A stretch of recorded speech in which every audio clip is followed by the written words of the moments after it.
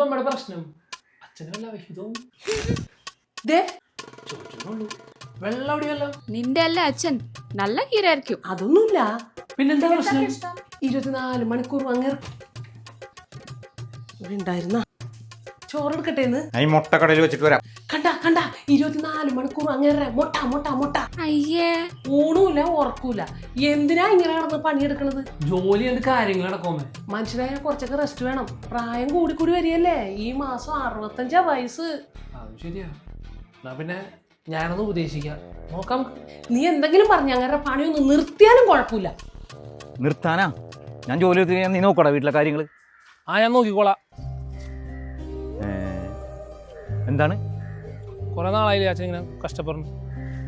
ഇനി അച്ഛൻ ജോലിക്കൊന്നും പോകണ്ട, ഞാൻ നോക്കിക്കോളാം. ഉറപ്പാണ്? ആ, നീ സൈക്കിൾ മേടിച്ചു. അല്ല ഈ മുട്ടയും കൂടി വിട്ടിട്ട് നിർത്തിയാൽ മതിയായിരുന്നു. മോനെ പച്ചമുട്ട.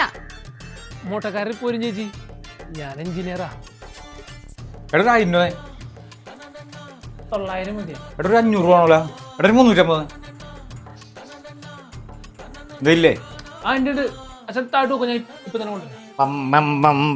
ഈ സാധനങ്ങളൊക്കെ ഒന്ന് മേടിച്ചോണ്ട് തന്നെ.